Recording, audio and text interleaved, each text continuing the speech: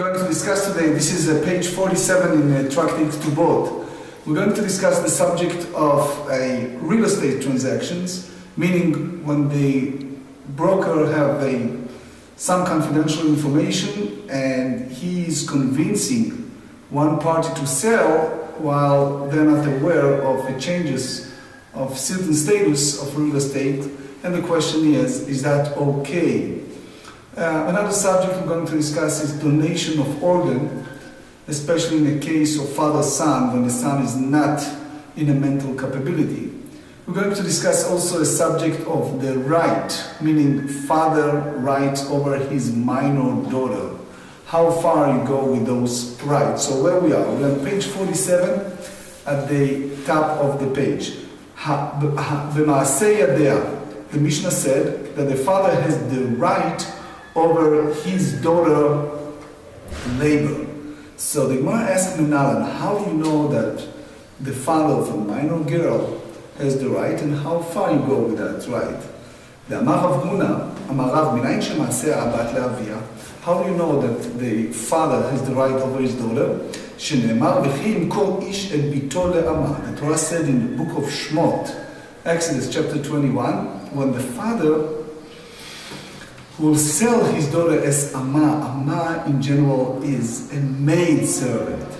So here we have a verbal juxtaposition, verbal analogy between daughter to a maid servant. Amma ma'aseh yada le'rabba, af bat ma'aseh yada le'ahvia. It's not only what the labor, the production of the daughter she needs to bring to her father, but also the same manner as a ma'ivriya, as a maid, Hebrew maid servant. The master has all the rights. He can, in a way, even enforce her to do some work because it's an income for him. So the same manner the father can do for the daughter. Why? Because the whole concept of the biblical rights applies to a minor, not a na'ara. We explained several times that na'ara is 12 years and 1 day to 12 and a half years old, so that's not applied to her. The matzeh mezabenla, אבל נערה זה לא matzeh mezabenla, it's only a minor, מעשה ידיה דידה havu, which means it's her or it's going to her father. מסתברא דאביהו. The Gemara said it's most probably appear that it's go to her father. Isa g'ladach ma'aseh yadeh alav da'avia, ela had zaki l'rachman ala'av l'bimser l'chupa. Heiche ma'atzeh ma'asar l'hakim ovatel ged le'in ma'aseh yadeh. Think about the father. He has the right to marry her. Biblical term of marriage. So minor daughter, the father has the right. So pick and choose. You need to say that he has the right of her labor, but when it's come to marry her, he has his right. So how far you go with that? You mean to say that he's limited, so how will be able to marry her? So which means here we're going to a specific time, a short time in between, such as he give her the difference in the wages between the time that she wasn't working. So another option is when it's night, so she's no longer involved with the labor. We're speaking about the regular manner of labor that is doing today, or that again, Shabbatot and Yomim Tovim, this is a different story because on Shabbat we don't do work, as we all know. Yom Tov, so we know that in Yom Tov we don't marry. That's a famous concept that you don't mix in Arvin Simchat Yom Tov. You don't mix the Simcha, the celebration of holiday, with another celebration. That's Gemara in Moed Katan, page 8b.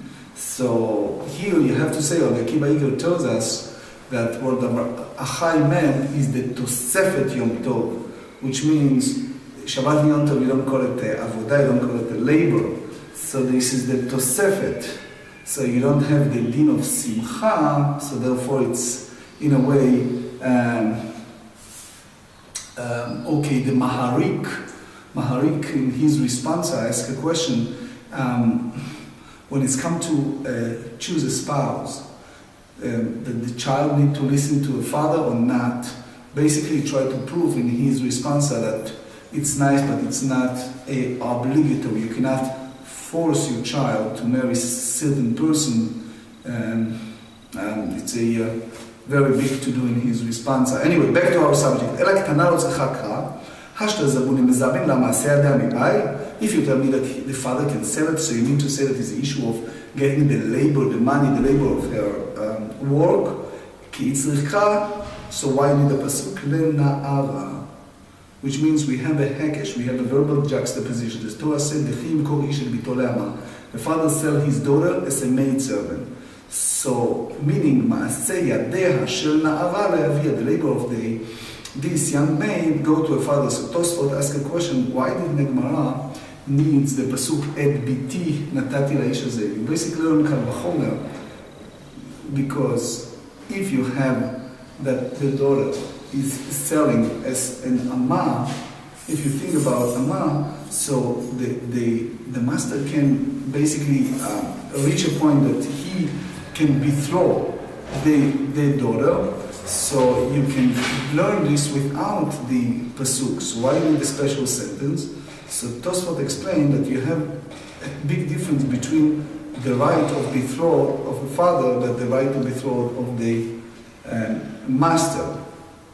Then the Mishnah continue, the father has a right b'hafarat nedareah. The father has a right of annulment of vow of his daughter. So the Gemara asks Menala, how do you know that? Dichtiv bin ureha beit aviha. So Rashi tells us here, birshut avia hi, which means she is in the domain of her father.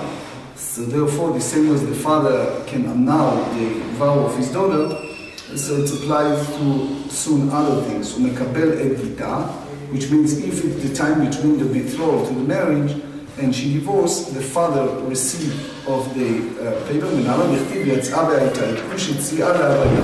juxtapose the same way as she leave the man's house, which means the matter of leaving the house of divorce, el havayata, she go to someone else, so that's the betrothal. The same way as the father received the kiddushin, the matter of betrothal of his youngest daughter, so the same way as the father received the get.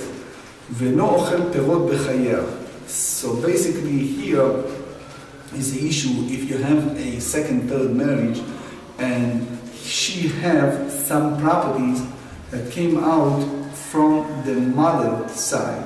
So in that sense, the father has no right over that property. So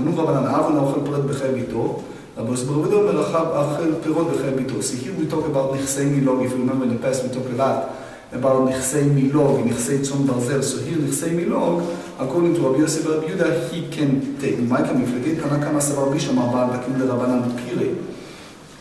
Then can be not over a parik. So otherwise he said, okay, she has money, so let her manage by herself. She doesn't need me. So the same way as we want to make sure that she will release in captivity, so the concern is because it's such a high amount and because she has some possessions, he will avoid himself. And the rabbis make an absolute effort to make sure that the husbands release the wife. That means the father will avoid from release his daughter from a captivity, even without this rabbinic decree that give her the right over the produce. It's hard to believe that the father will be so cruel that avoid himself and leave her alone by her captures. So therefore, the sages not needs, that's what Rabbi Yehuda said in the Shita Mekubetzet, to have the possession of the produce to the father. ורבי יוסי בר יהודה סבר, אב נמנע ולא פרק. סבר כיסה ניקיטה אל הבאה, תזיל ותפרוק נפשה. Meaning, in general, the sages want the husbands to release the wife from captivity, but there is a chazal, this is a rabbinic decree, not to overpay. We all know, I think, many of you know the story of Maharami Rothenberg. The story goes by Maharami Rothenberg that he refused to to have people release him even 14 years, up to, if I'm not mistaken, 14 years after his passing, he ordered in his will not to overpay for his release from captivity. So that's the idea, that you don't pay more than the reasonable price. As we said in the introduction, there is a big discussion here among the poskim how you're dealing with captivity, because you have Chash, you have concern that Kitama ben Ha'amim is another concern. What do you do with the son that he has some mental issues, and the father is taking care of the son all those years. All of a sudden he needs a kidney donation, and the best person to donate a kidney is his son. The problem is, do you allow to pull out from the son a kidney? Everyone's Yommi. Do you allow to take a kidney from a son who is mentally disabled? You may go either way. May go that without his father, the son will not survive. His mental case, he needs his father. By the same token, the father will not survive without the kidney from his son. So that's a disputation among the poskim, how far you go with that. In one hand, there are those who say that you cannot take a organ without the full consent of a person. But here, the key point that we want to bring up is the idea of the be'alut, the right of the father over his child, how far you go with that right. נישאת, יתר עליו הבעל שהוא אוכל. She married, here we talk about נכסי מילוג, so the husband is more than a husband, which means more than father. If she passed, so you have the inheritance. And that's what Tosfot tells us is the Gzerah de Rabbeinu Tam. What is the Gzerah de Rabbeinu Tam? We have a concept of Nedunia. Listen about this scenario. The father is not a rich man, and for many, many years he collected every single dollar, collected until he had some amount of money, and he gave it to his, for our case, only child, only this daughter. She got married to this fellow, and then shortly after she passed. So there is a pasuk that said, "Vetam larik kochachem." That's one of the curses.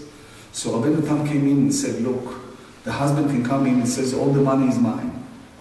So the Takanat Rabbeinu Tam came in and he said, if she passed away up to 2 years from the time of the marriage, the money is going back to the father.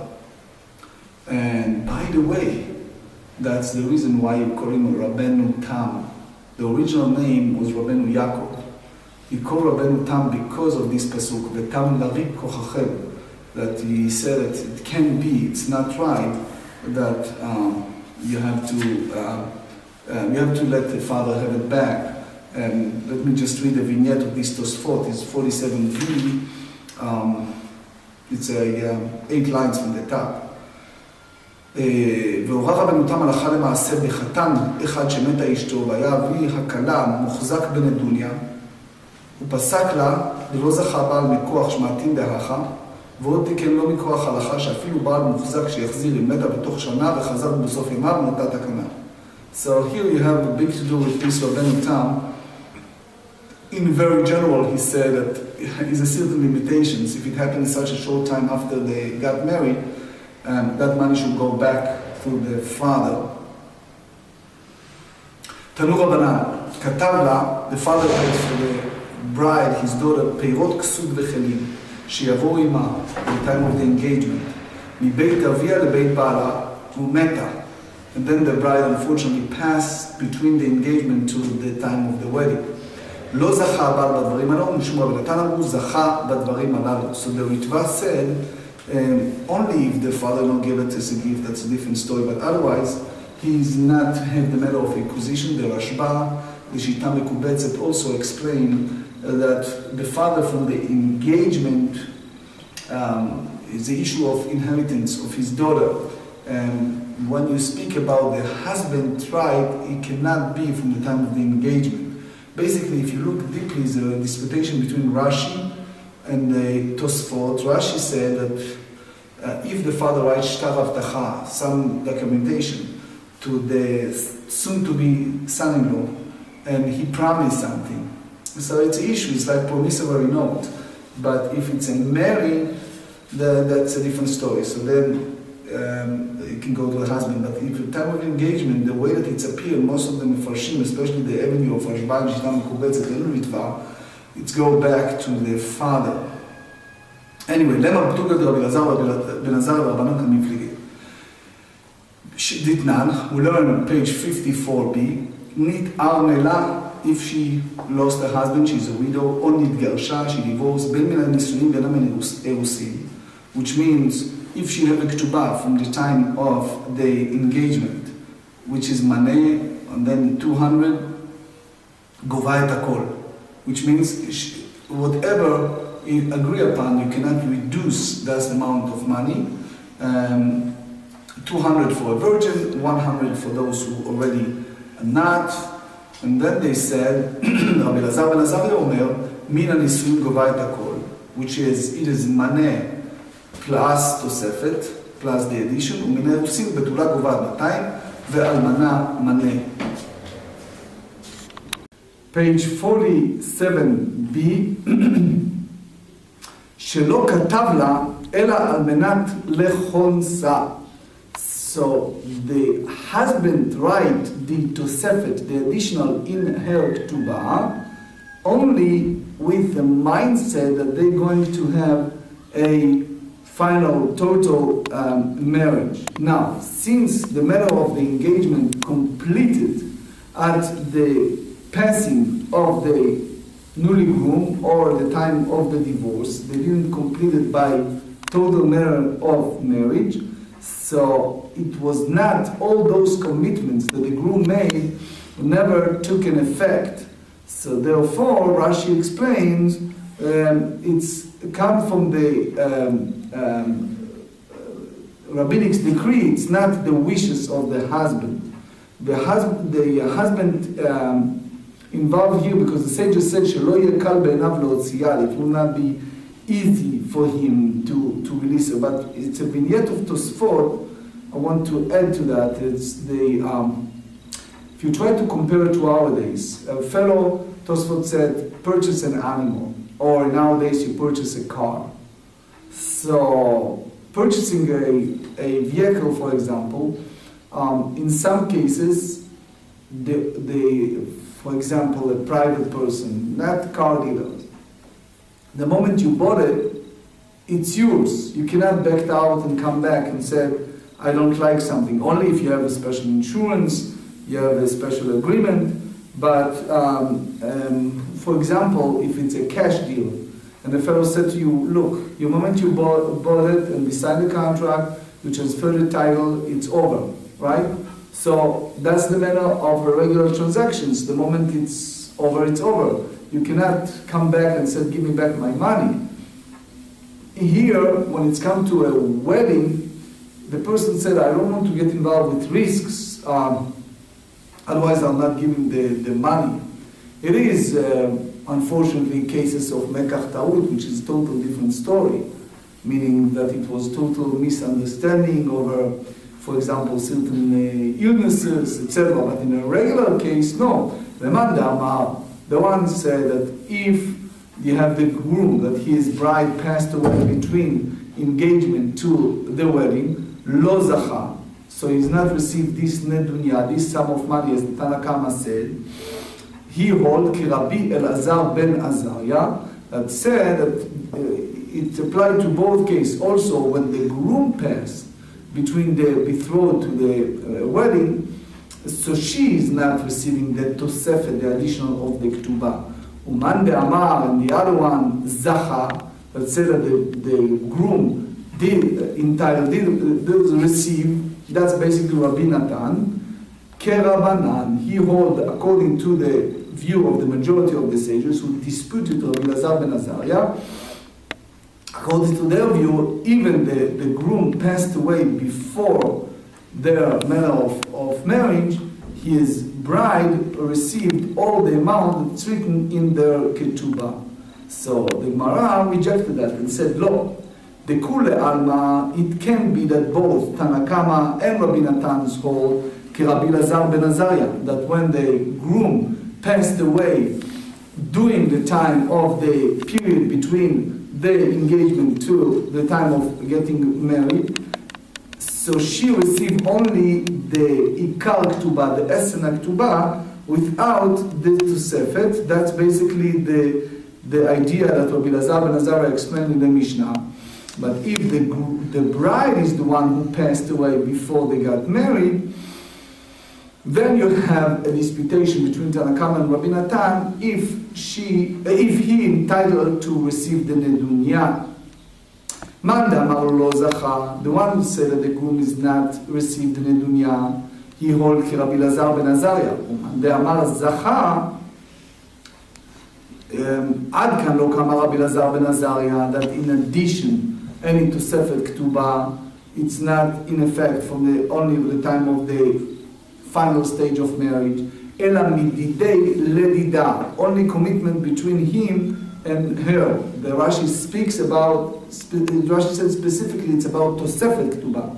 Shelo katav la ela al menat lechonsa. So he wrote it only in order to marry her. That's what the Mishnah tells us. Aval mididei ledida, the regular manner of commitment between the bride and the groom. Afilu Rabbi Lazar ben Azariah modeh mishum ichatuneihu, because he basically have some joy by having some kishrei chitun, some manner of marriage with the groom. Veha ichatne lehu. So the time they betrothed, they basically reach that point of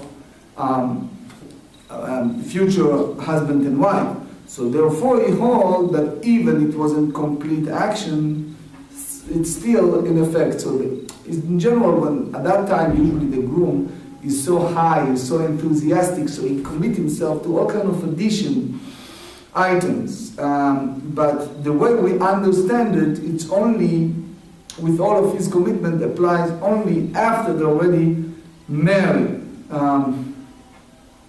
There are the school of thought that say that one notion is that the father wants to make sure he get the best husband to his daughter, so he's willing to receive the ritva said, willing to give such an extra amount of money and an extra commitment to have this person as his son-in-law. The Gemara in Yevamot said, if you remember we studied in Yevamot, to find a good husband, a good son-in-law, it's harder than to find a daughter-in-law. The Ritva elaborated and he said that what happened if she passed after they engaged, so all this matter of Yerusha, of inheritance, applies only from the time of the final stage of marriage. Neither from Nichsei Tzon Barzel or Nichsei Milog, anything that either she brought originally from the property that she had the only access of the original principal, or for those produce that he can derive benefit and can eat while they're married. So all of that apply only when the final stage of final marriage. So also the Mishnah said that the husband commit himself to support his soon-to-be wife.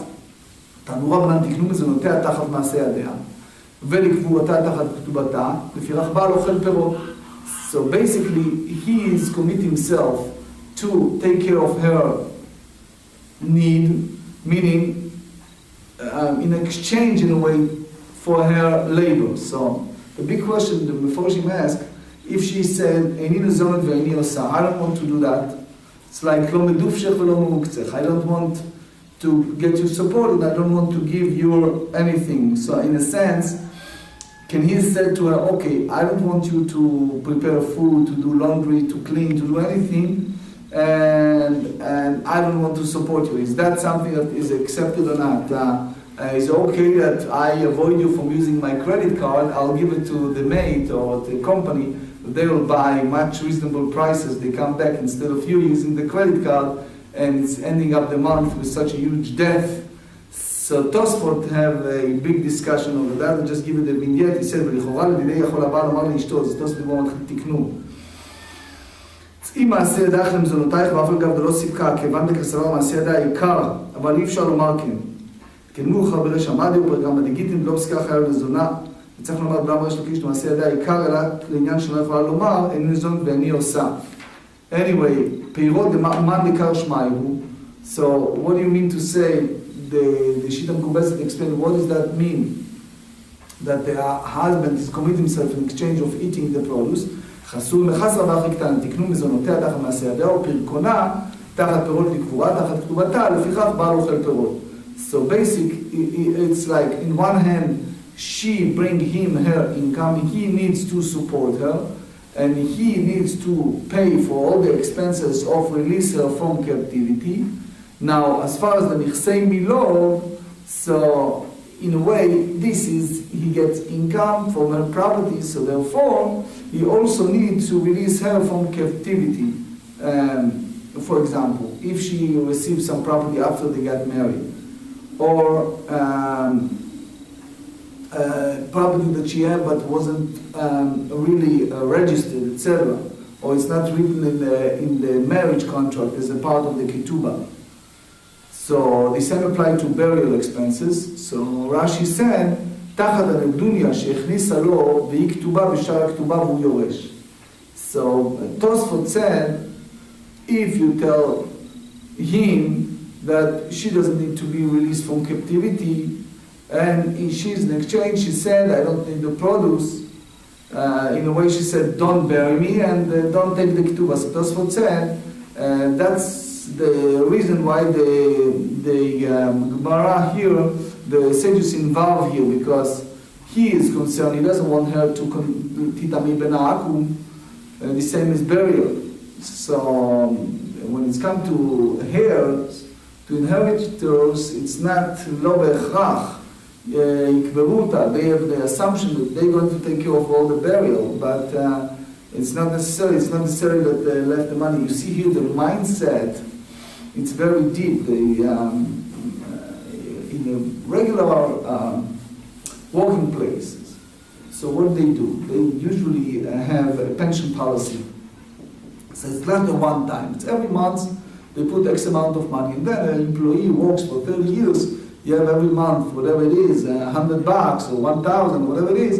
30 years later, they have a large sum of money. So basically, you save that money all year round, and then you add a little bit. So Tosfot explained, if you put it all aside, all those time aside, and you're not wasted, so the time of need, you can use it. So therefore, you can release it. So that's very deep mindset of the sages.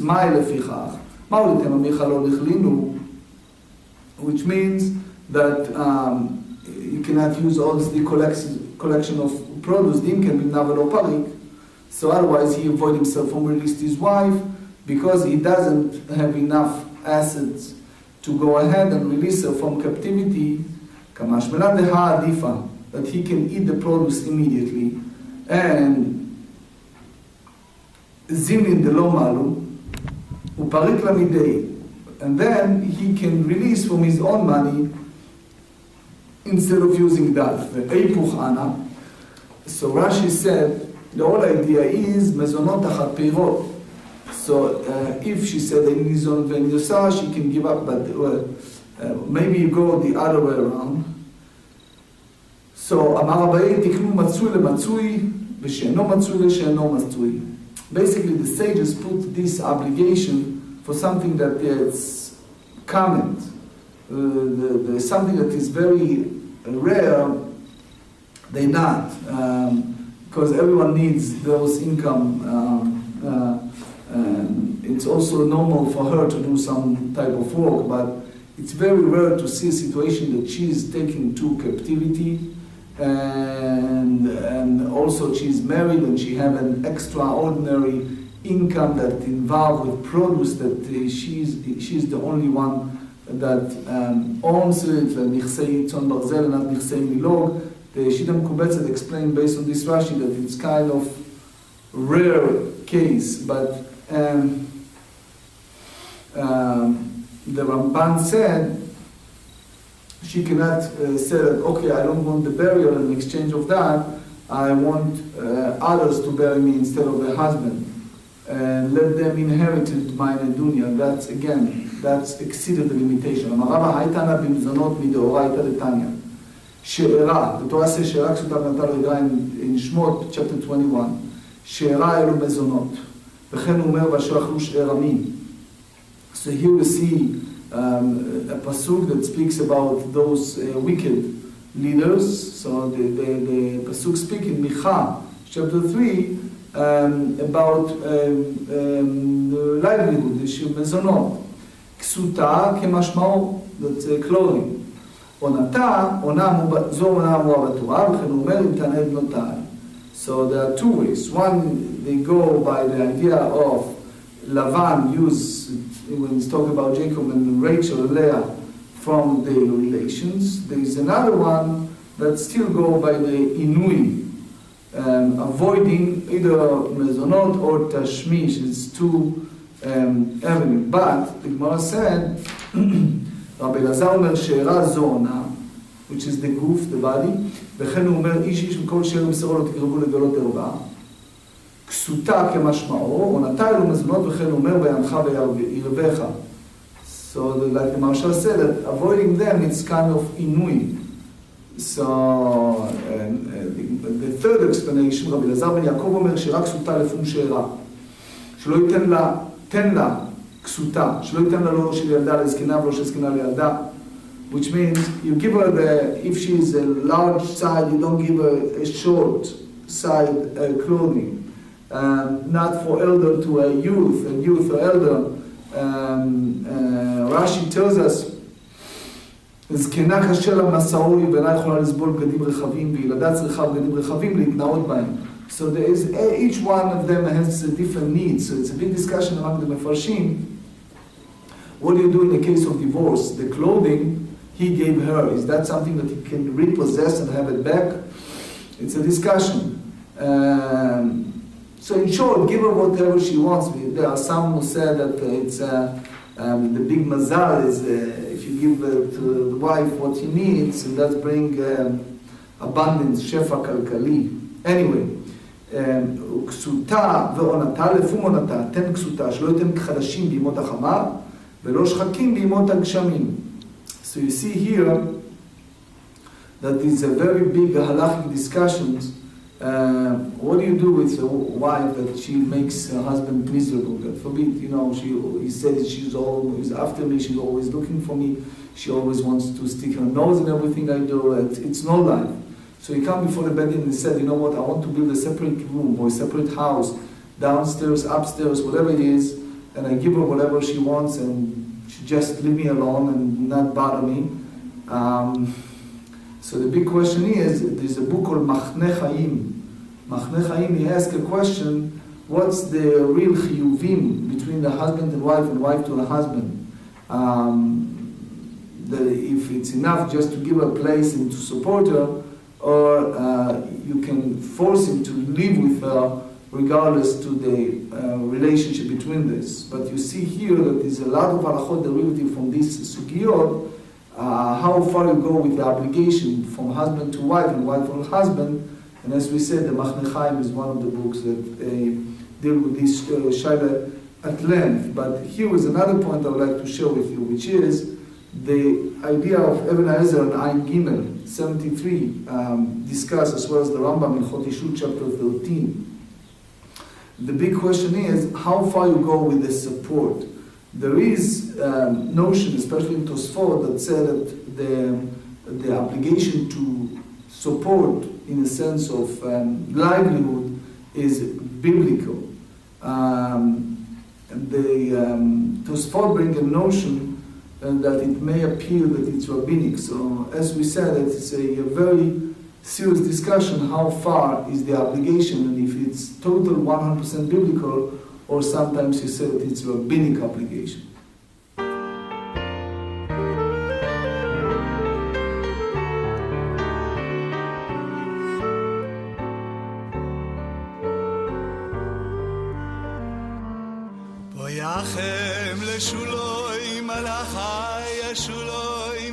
והלכה